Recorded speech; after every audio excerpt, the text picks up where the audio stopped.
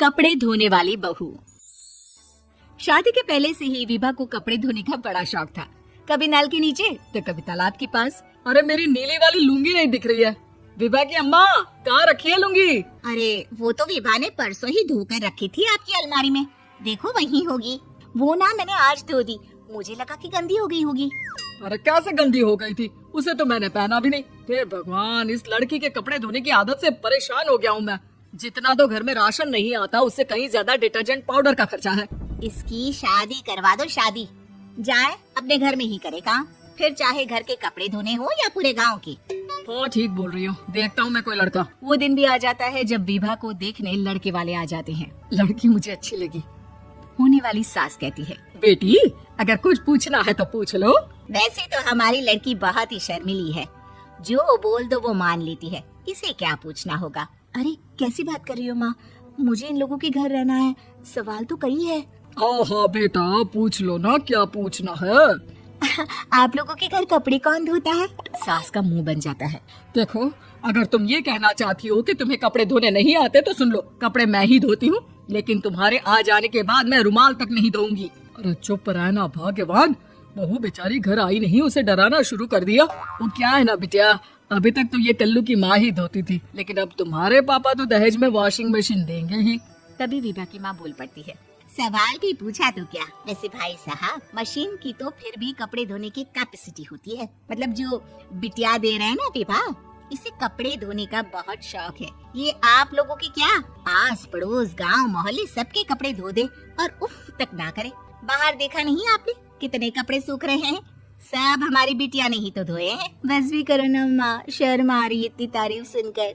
और तो और एक दाग निकाल कर दिखाओ तो मान जाओ। हाँ अच्छा अच्छा, माफ करना बेटा, मैंने गलत समझा। हमें तो रिश्ता बहुत पसंद है। और ऐसे जुड़ जाता है रिश्ता कपड़े धोने का शौक रखने वाली विभा का। उसकी शादी हो जाती है कोयला फैक्ट्री में काम करने वाले कल्लू के साथ। शादी के बाद अचानक विभा चिल्लाती हुई सास के पास आती है, सासू माँ, अरे सासू माँ कहाँ है आप?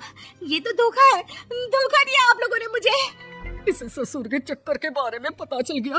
अरे तो उसमें तुझे क्यों धोखा मिला है? अरे नल में पानी नहीं आता, कपड़े कैसे कब धुलेंगे? अच्छा अच्छा, तू पानी नहीं आ रहा उसकी बात कर रही है। तो आपने क्या सोचा? कुछ नहीं। अच्छा हाँ, तेरी माँ ने कहा था कि कपड़े धोने का शौक है तुझे, याद आया मुझे। शौक शौक बोलकर कपड़े धोने वाले मेरे जुनून को कम ना आके सासू माँ, कपड़ा धोना मेरा गुरूर है। तभी पति भी वहाँ आ जाता है। अभी अभी मैंने इसे सनी देओल की फिल्म दिखाई है, उसी के डायलॉग मार रही है माँ। अच्छा सुन, साफ साफ बता रही हूँ, पानी सुबह 4 से 6 और शाम को 10 से 12 आता है, समझी? विभा टाइमिंग सुनकर हैरान हो जाती है। ये क्या भूतों का मोहल्ला है? सुबह 4 बजे उठकर कौन कपड़े धोता है? 4 बजे टंकी में पानी जाता है, फिर सारा दिन धोना ना, किसने मना किया?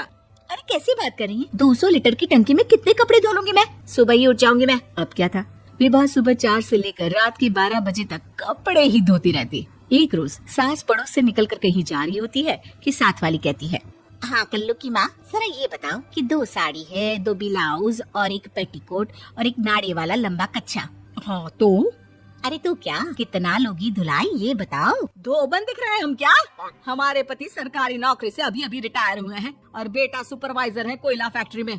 2 बन समझ रखा है हमें?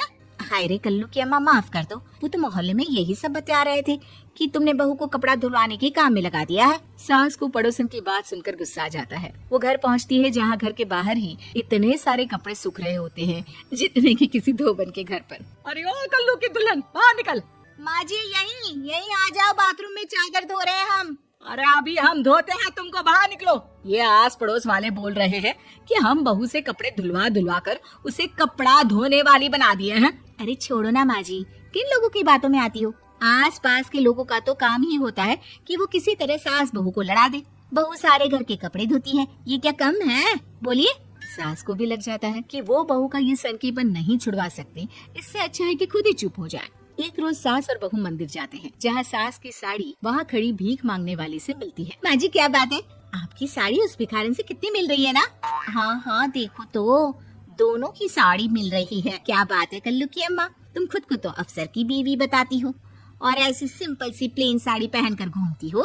सिंपल और प्लेन नहीं है ये साड़ी। तो क्या सोने के धागे से फूल बने हैं कुछ भी सासू माँ, कुछ भी। हाँ, बने थे इस साड़ी में सोने के धागे से फूल। मेरे पति लेकर आए थे मद्रास से स्पेशली मेरे लिए 10,000 की। ताहे भाई साहब इस भिखारन के लिए भी सेम टू सेम साड़ी लेकर आए होंगे 10,000 की।